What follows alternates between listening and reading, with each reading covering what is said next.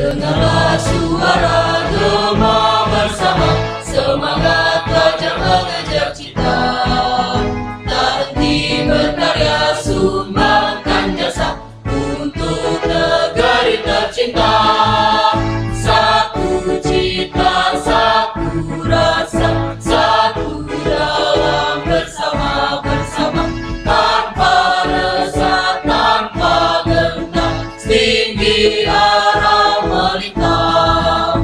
Marilah berdoa dan junjung bersama SMA 20 Jakarta.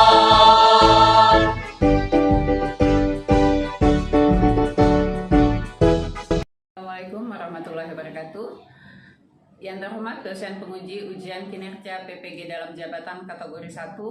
Perkenalkan, saya Putri Andrieni, nomor ujian 2023 641606. Saya mengajar di SMA Negeri 20 Jakarta. Hari ini saya akan membuat video pembelajaran dengan judul Keragaman Hayati untuk memenuhi syarat ujian kinerja PPG dalam jabatan dengan metode pembelajaran PBL atau Problem Based Learning. Terima kasih Bapak dan Ibu. Silakan menyaksikan video pembelajaran yang telah saya lakukan.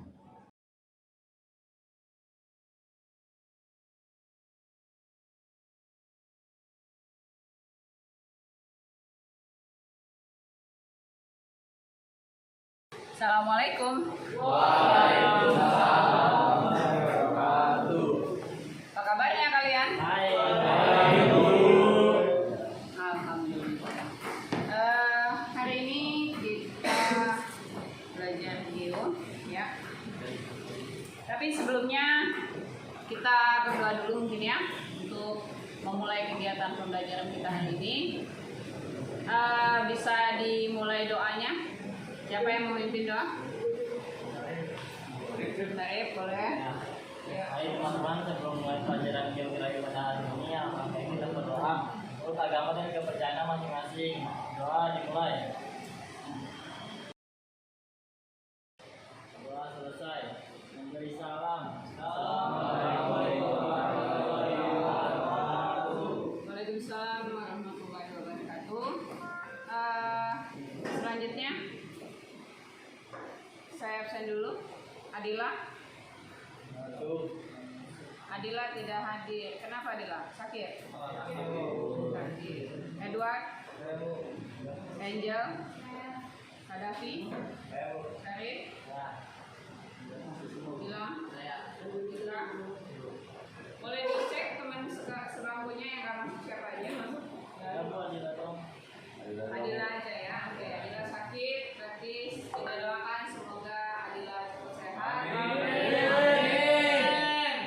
Dan semoga kita bisa bergabung kembali dengan kita belajar seperti biasa. Ya. Oke, terima kasih. Berikutnya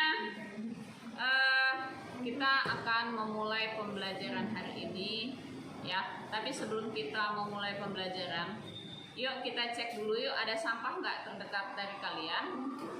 Bisa diambil sampahnya dan dibuang ke tempatnya. Kemudian pakaiannya tolong dirapikan. Oke, sudah bersih kelasnya? Kalau kelasnya sudah bersih, kondisi kalian juga sudah rapi, berarti kita siap. Kalau kita sudah siap belajar, berarti kita bisa mulai mengingat kembali pembelajaran kemarin. Ada yang masih ingat nggak? Apa aja pembelajaran kemarin? Oke, Sarif, silakan. Keberagaman flora dan fauna di Indonesia. Oke, apa aja yang kamu ketahui tentang keberagamannya? Keberagamannya itu kayak hewan-hewannya Bu, ada yang berbeda. Misalkan di Papua tuh ada burung cendrawasih. Oke, Terus juga di Sumatera ada harimau Sumatera. Oke, berikutnya yang lain? Berikutnya juga ada sebaran flora fauna. Sebaran flora dan fauna tentang apa? Sebaran flora fauna dipisahkan oleh garis bebas sama garis bebas. Kalau garis lurus itu pisahin antara hewan Asiatik sama peralihan. Kalau garis lurus itu peralihan ke Australia. Peralihan Australia.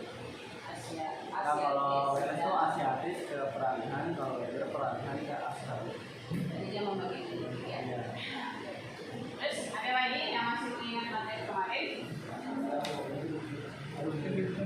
Tadi cuma nyebut itu. Nah, saya mau kasih tahu pengertiannya Bu. Kalau flora itu merupakan bahasa Latin dari alam tumbuhan. Nah, flora juga dibagi jadi flora endemik. Itu cuma ada di suatu daerah aja. Terus juga ada fauna yang artinya alam hewan. Jadi juga sama kayak flora tadi, itu cuma ada fauna endemik yang ada di suatu daerah tertentu aja. Terima kasih. Selanjutnya apa tuh endemik yang tadi disebutkan sama Hana? Hewan endemik yang dimaksudkan sama Hana tadi, ada yang bisa bantu jawab? Siapa? Jadi Apa yang dimaksud dengan hewan endemik tadi? Hana sempat menyebutkan tentang hewan endemik kan? hewan endemik maksudnya kayak hewan yang benar-benar dari tempat ini. Dari Lokal ya. ya lokal. Jadi dia bisa di Sumatera itu, di Sumatera itu hewan endemiknya apa gitu? Apa? Ada harimau. Oke, harimau. Terus? Terus ada gajah. Ada banyak gitu. Ya. Oke, itu kurang lebihnya ya. Terus ada lagi nggak? Ya. Tadi udah dijawab endemik. Ya, ada lagi yang bisa diingat dari materi kemarin? Pemanfaatan itu Pemanfaatannya. Pemanfaatan apa? pemanfaatan fauna itu kayak misalkan kambing dan ini kan bisa dimakan sampai Oke. terusnya nggak hanya untuk faunanya Bu, floranya juga bisa kita manfaatin. Kalau dari pohon sendiri bisa dibuat untuk peralatan mebel, toga, atau bisa buat makanan pokok seperti padi. Oke. Tepuk tangan dulu dong buat kita semua. Oke, terima kasih ya teman-teman yang udah. Berarti kalau materinya kemarin sudah yakin, berarti kita bisa lanjut dengan materi berikutnya. Oke, berikutnya ini materi tujuan pembelajaran kita sebelumnya ya, yaitu mendeskripsikan keanekaragaman flora dan fauna. Sudah bisa kalian tadi mendeskripsikannya saya lihat ya. Kemudian menerapkan konservasi untuk pelestarian flora dan fauna, menganalisis sebaran flora dan fauna, ya. Kemudian materi kemarin sudah dikuasai, berarti kita bisa lanjut dengan materi berikutnya. Materi saat ini adalah, silakan dibuka bukunya.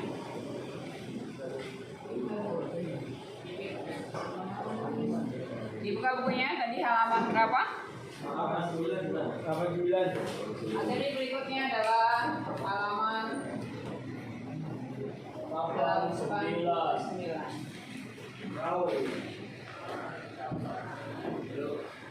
Yaitu tentang apa? Faktor yang mempengaruhi sebaran flora dan fauna. Kemarin kita udah sempat bahas ya. Kemudian selanjutnya tugas kalian hari ini adalah mencari faktor apa aja sih yang mempengaruhi sebaran flora dan fauna di Indonesia. Bukan hanya di Indonesia tapi juga mungkin dunia ya. Kemudian juga mencari manfaat apa saja ya, manfaat flora dan fauna untuk kesejahteraan. Ada nggak sih manfaat flora dan fauna ini untuk kesejahteraan kita? Ya, silakan kalian cari. Dalam kalian bekerja dalam kelompok, ya, dalam kelompok kalian bekerja, kemudian kalian silakan buat bahan presentasi. Kemudian nanti dipresentasikan di depan kelas, ya, bisa? Oke, saat ini silakan kalian kita berkelompok dulu, silakan duduk dengan kelompoknya masing-masing. Kelompok 1 silakan di sini, kelompok 2, 3 dan 4 di sana. Silakan gabung dengan sudah sampai mana? Kerjanya? Semua dibagi tugas ya. Kelompok 1 tugasnya apa aja tadi? Kita lihatin. Halaman 98. 98 tentang tahu ya, jangan bagi tugas ya. Lanjut kelompok 2. Kelompok 2 sampai mana kerjanya? Beres. Udah bikin gede? Boleh.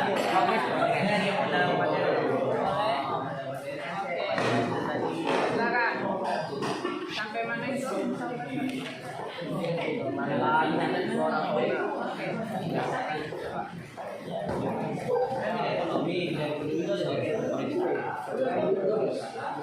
Apa aja pemanfaatannya? Nanti di ini ya, rinci ya tentang apa pemanfaatannya, apa aja, kemudian apa aja jenisnya yang bisa dimanfaatkan. Apa aja?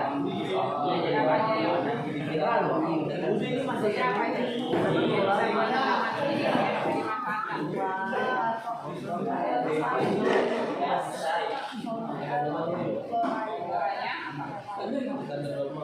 yang buat yang bisa dimanfaatkan buat tanaman toga, buat tanaman toga,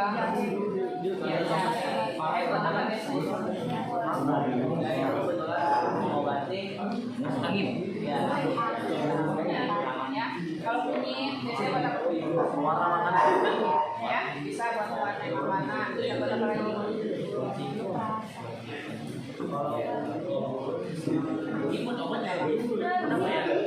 Obat apa? Ya, asal jamunya buat apa? Oke. Ada lagi? Kalau ini ya buat apa?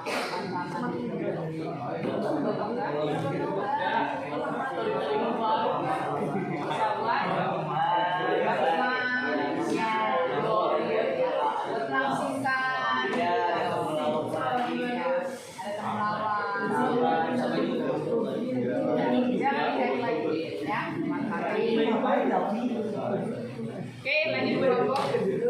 Kelompok 3 bisa sampai mana? Jadi ini masih tentang materi. Kebetulan kita dapat jadi kita materi tentang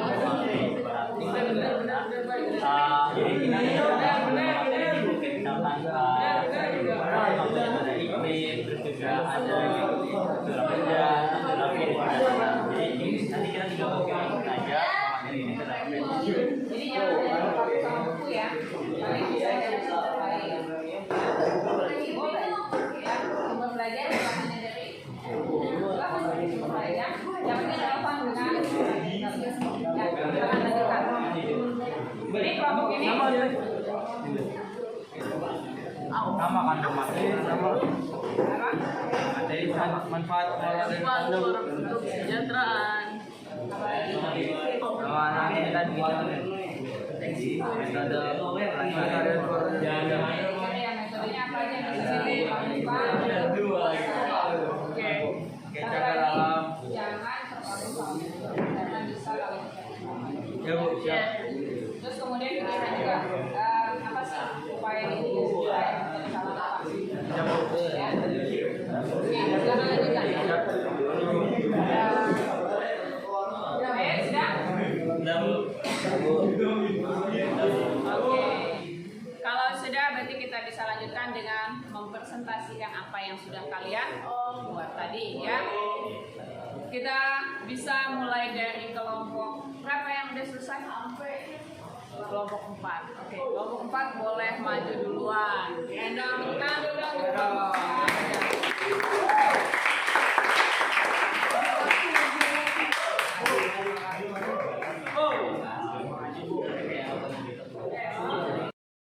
Waalaikumsalam. Saya dari kelompok 4 ingin menjelaskan manfaat hormonal untuk kesejahteraan. Yang pertama-tama saya ingin memperkenalkan sama kelompok saya. Yang pertama ada Sylvester, saya Dani. Manfaat hormonal untuk kesejahteraan. Yang pertama ada sebagai bahan pangan, misalnya jadi padi, jagung dan singkong sebagai sumber karbohidrat. Kemudian vitamin yang bisa didapatkan dari sayur dan buah, ada pula berbagai hewan. Yang kedua ada sebagai bahan sandang, yaitu ada benang yang merupakan bahan dasar pakaian didapat dari tanaman kapas. Begitu juga dari bahan wool yang didapatkan dari bulu domba. Lalu ada pemanfaatan yang ketiga itu sebagai obat-obatan banyak kita ketahui. Flora yang bisa kita gunakan untuk obat-obatan seperti jahe untuk menghangatkan tubuh. Lalu ada lidah buaya untuk nyambung. Lalu ada yang selanjutnya ada.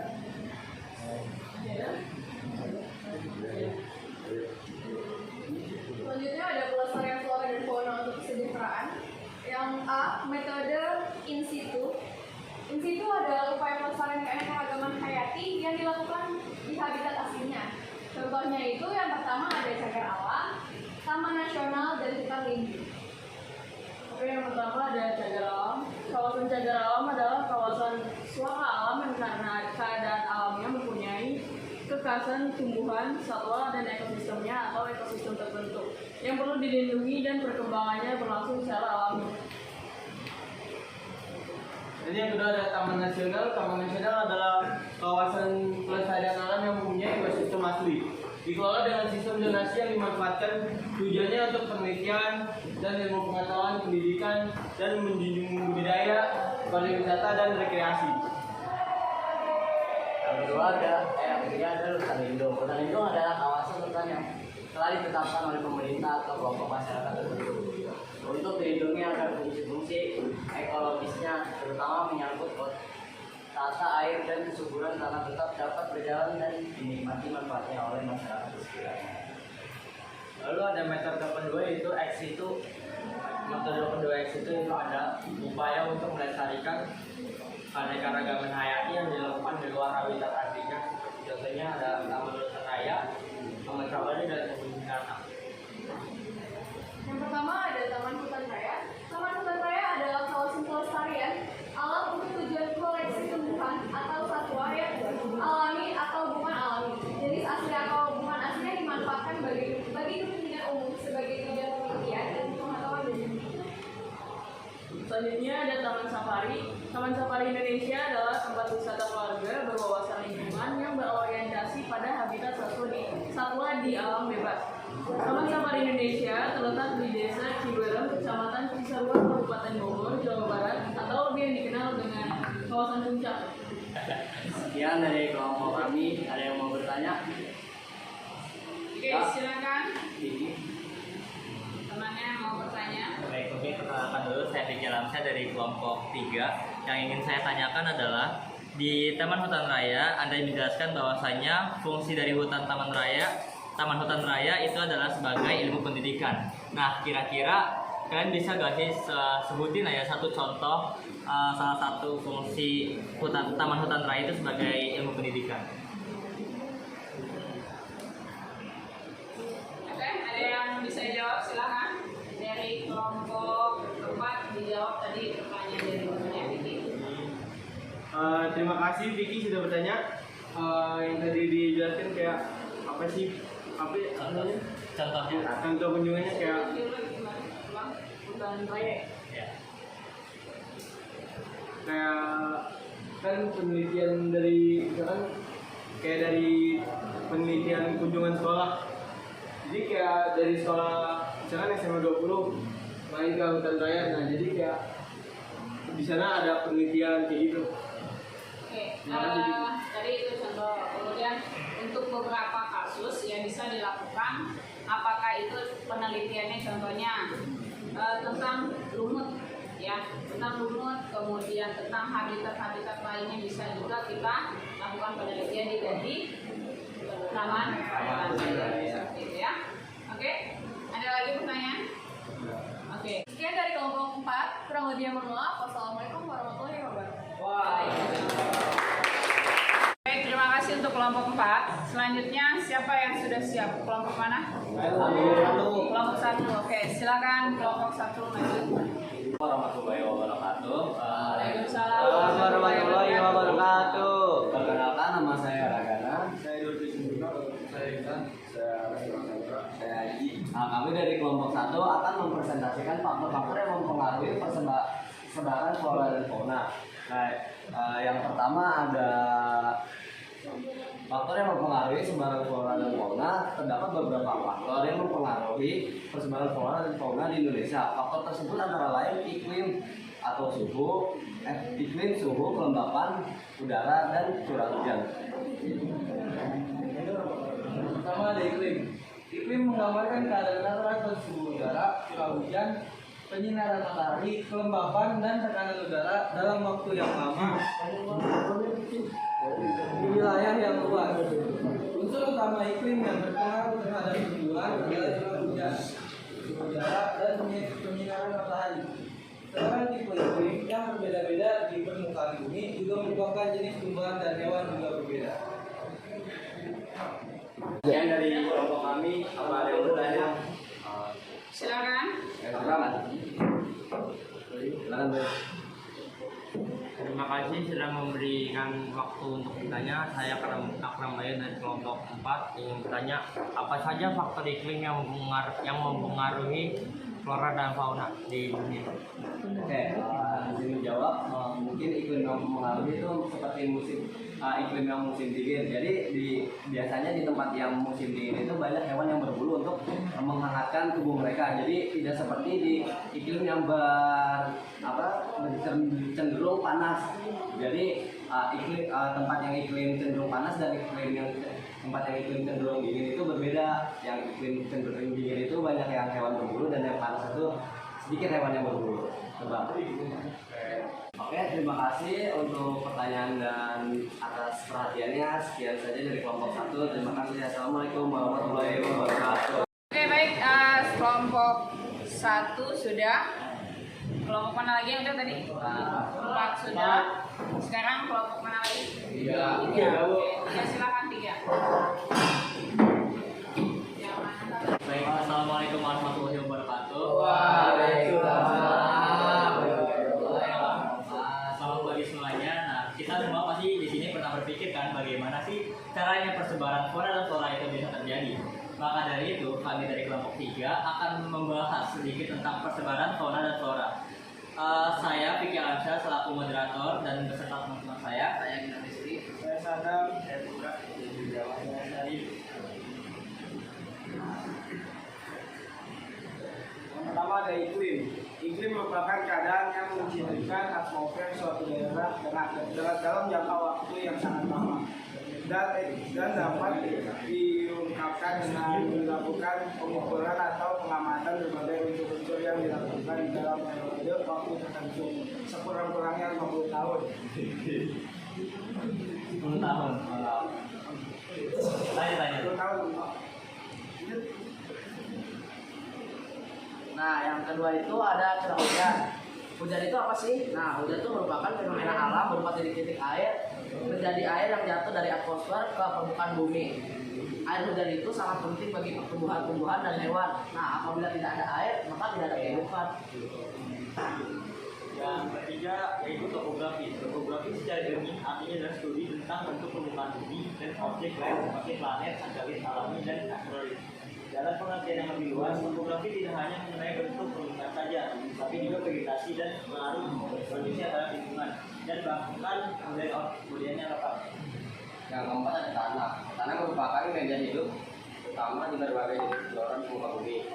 Tanah banyak mengandung unsur kimia yang menentukan tingkat kesuburan. Tanah memiliki struktur dan tekstur yang berpengaruh pada kesuburannya. Nah, karena pembahasan kita kali ini sangat menarik, bagaimana pembahasan kita buka sesi tanya jawab. Apakah ada yang ditanyakan? Silakan teman-teman, ada yang mau bertanya untuk materi tentang faktor sebaran. Silakan dari kelompok 1.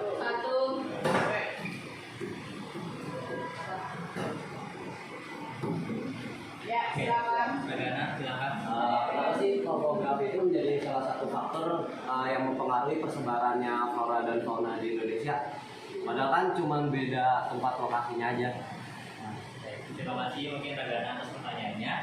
Seperti yang dijelaskan di sini bahwasanya topografi itu adalah studi tentang bentuk permukaan bumi dan objek lain seperti planet, satelit alami, dan juga asteroid.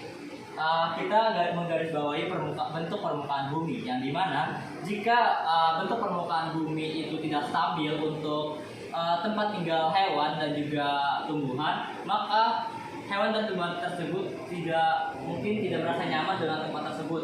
Itu sama halnya dengan hutan dan juga air, seperti itu. Dan juga seperti yang kita ketahui bahwasanya hutan adalah tempat untuk makhluk darat dan juga air adalah untuk tempat makhluk air seperti ikan dan juga yang lainnya.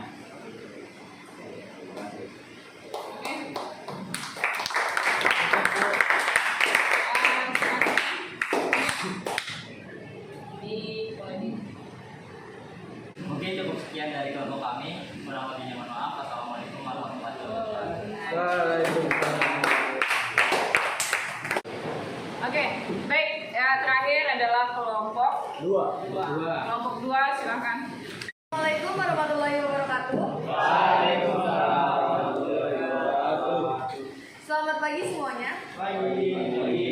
Kami dari kelompok 2 akan membawakan materi flora dan fauna tentang manfaat flora dan fauna untuk kesejahteraan dan pelestarian flora dan fauna untuk kesejahteraan manusia. Sebelumnya, kami akan memperkenalkan diri terlebih dahulu. Perkenalkan, nama saya Hana. Perkenalkan, nama saya Rizky, saya Gaddafi, Saya Angel. dan saya Onel, serta teman kami satu lagi yaitu Rafael yang tidak bisa hadir kali ini. Tidak dapat dipungkiri, keberadaan flora dan fauna tidak dapat dipisahkan di dalam kehidupan manusia. Ada saling ketergantungan antara tumbuhan, hewan, dan manusia untuk kelangsungan hidup mereka masing-masing. Indonesia memiliki kekayaan jenis flora dan fauna yang tinggi. Indonesia menduduki urutan 7 dalam kekayaan flora Manfaat di bidang ekonomi. Yang pertama ada sektor pertanian. Pada tahun 1989, perdagangan produk pertanian mencapai 3 triliun dolar. Pengembangan hasil pertanian memiliki nilai penting bagi negara, baik dalam skala nasional maupun global. Lebih dari 600 jenis tumbuhan dan hewan dimanfaatkan oleh masyarakat untuk memenuhi kebutuhan harian yaitu pangan, pakan, dan sandang. Berikutnya juga nggak hanya dari sektor pertanian, di sini juga ada sektor pariwisata. Sekian dari presentasi kami, apakah ada yang ingin bertanya? Contoh dari sektor pariwisata itu apa aja sih? Baik, terima kasih atas pertanyaannya. Gila. Izinkan Kadafi menjawab pertanyaan. Oke, jika dilihat dari sektor pariwisata kita bisa mengambil contoh yaitu ada Taman Hutan Raya. Kalau kita masuk Taman Hutan Raya kan pasti kita bayar, benar nggak? Betul. Nah, kita bisa mendapat penghasilan lebih untuk warga sekitar maupun bagi pemerintah. Nah, selain dari kebun raya, ini juga ada taman safari. Lalu ada kebun binatang juga. Bagaimana, teman-teman? Cukup sekian presentasi dari kami. Terima kasih atas perhatiannya. Kurang lebihnya mohon maaf. Wassalamualaikum warahmatullahi wabarakatuh. Kelompok 2 yang sudah mempresentasikan ini adalah kelompok terakhir ya untuk presentasi hari ini. Nah, sekarang pertanyaan saya ya, apakah ada yang ingin atau ada nggak yang kalian dapatkan dari materi hari ini? Ada. Banyak nih. Apa? Oke, silakan Vicky, mendapatkan materi apa pembelajaran hari ini? Baik, terima kasih Bu Yeni. Seperti yang tadi sudah saya jelaskan bahwasanya sebelumnya saya itu masih bingung Bu bagaimana sih cara penyebaran flora dan fauna di Indonesia itu. Apalagi kan Indonesia itu kan luas banget kayak daerahnya. Nah, setelah saya belajar tentang materi ini, jadi saya tahu ternyata banyak loh faktor-faktor yang mengaruhi penyebaran flora dan fauna itu, dan juga kita jadi lebih tahu bagaimana cara pelestarian untuk melestarikan flora dan fauna yang ada di Indonesia, dan juga manfaat-manfaatnya itu apa aja. Kita jadi lebih tahu dari materi ini. Oke, baik. Terima kasih. Kemudian ada lagi teman-teman yang lain mungkin apa yang bisa diambil kesimpulan dari materi hari ini? Ada lagi siapa yang mau menambahkan? Oke, ada Said. Jadi kita dapat mengetahui kayak metode pelestarian flora dan fauna itu dua ya. Oke, Kita ada caranya ya bagaimana? ya, ada dua, yaitu yang pertama itu metode in situ, yang kedua itu metode ex situ. Oke, berarti Nanti dengan materi pembelajaran hari ini kita bisa mengetahui bagaimana cara menjaga alam kita, gitu ya. Kemudian supaya agar tetap apa? Karena alam ini digunakan oleh kita ya. Kemudian artinya pemanfaatannya terus berlanjut. Gimana caranya? Bahwa bumi ini ternyata seperti pepatah yang mengatakan, ada bahwa pepatah mengatakan itu bahwa bumi ini adalah bukan warisan ya. Saya tarik kesimpulan bahwa ada pepatah juga yang menyatakan bahwa bumi ini ternyata bukanlah warisan untuk kita, tetapi ada yang tahu? Adalah titipan ya. Titipan dari siapa? Dari tubuh kita tuh ya. Jadi ada pepatah yang mengatakan bahwa jangan kalian